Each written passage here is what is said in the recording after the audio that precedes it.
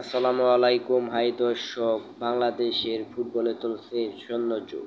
বাংলাদেশের ফুটবল এর আগে এত নামি প্লেয়ার কখনো খেলেনি। হামজা চৌধুরী, কাজিম শাহ, ফাহমিদুল জামাল, তারেক গাজী এবং সর্বশেষ যুক্ত হলো কিউবা মিচেল এবং সামনে আরও অনেক নামি খেলোয়াড় ট্রায়াল দিবে। এরই মধ্যে বাংলাদেশের সমর্থকরা আশা বুক বেঁধেছিলেন।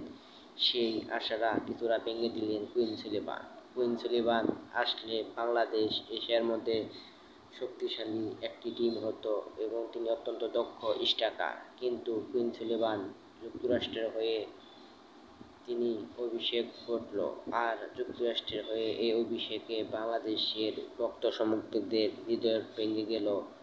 বাংলাদেশের ফুটবলে আর দেখা যাবে না কুইন সুলেমানের মতো প্রতিভাবান স্ট্রাইকার, এবং তিনি যা মেসিকে ঠেকিয়ে দিয়েছিলেন খেলায়। মেসিও তার খেলায় মুগ্ধ হয়েছিলেন। সেই কুইন সুলেমান আর বাংলাদেশে ফুটবলে দেখা যাবে না, কেননা ইউএসএ আমেরিকার জাতীয় দলে খেললে তিনি আর বাংলাদেশের জাতীয় দলে খেলতে পারবে না। এবং তার ছোট ভাই কুইন সুলেমানও এবং তার ছোট ভাই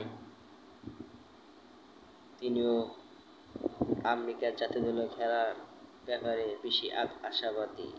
তিনিও বাংলাদেশের দলে খেলতে পারবে না মনে হয়, তিনি আমেরিকার দলে খেলবে। কিন্তু তারা দুই বড় ভাই কুইন ও কাবান সুলিভান আমেরিকার দলে খেললেও ছোট দুই ব্রাদার্স তাদেরই ডিক্লাইন ও রুলান সুলেমান তারা বাংলাদেশে খেলায় খুবই আশাবাদী। বাংলাদেশের ভক্ত সমর্থকরা কুইন সুলেমান এবং কাবান সুলেমানকে না পেলেও ডিক্লাইন ও রুলান সুলেমানকে পেলেও বাংলাদেশের ফুটবল অনেকটা এগিয়ে যাবে, যা বাংলাদেশের ফুটবল সামনের দিকে এগিয়ে যাবে। বাংলাদেশের ফুটবলে আগেই জানা গিয়েছিল কাবান ও কুইন সুলেমান দুজন আমেরিকা খেলায় চেষ্টা করছে, তারা সেখানে চান্স পেলে আর বাংলাদেশে দলে খেলবে না। সেই অবস্থায় কুইন সুলেমান আমেরিকা দলে চান্স পেয়েছে, তাই বাংলাদেশি ভক্ত সমর্থকদের আশা ভেঙে গেল। আর অপরদিকে কাবান চান্স না পেলেও তিনিও পরবর্তীতে চান্স পাওয়ার সম্ভাবনা বেশি, এবং তাদের ছোট দুই ভাই বাংলাদেশের খেলায় খুবই আগ্রহ প্রকাশ করেছেন।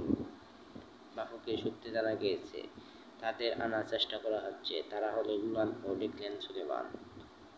আসসালামু আলাইকুম, সবাই ভালো থাকবেন।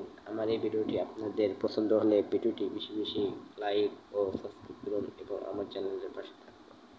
আর আমার ফেসবুক পেজটি ফলো করে সবাই ভালো থাকবেন। আসসালামু আলাইকুম।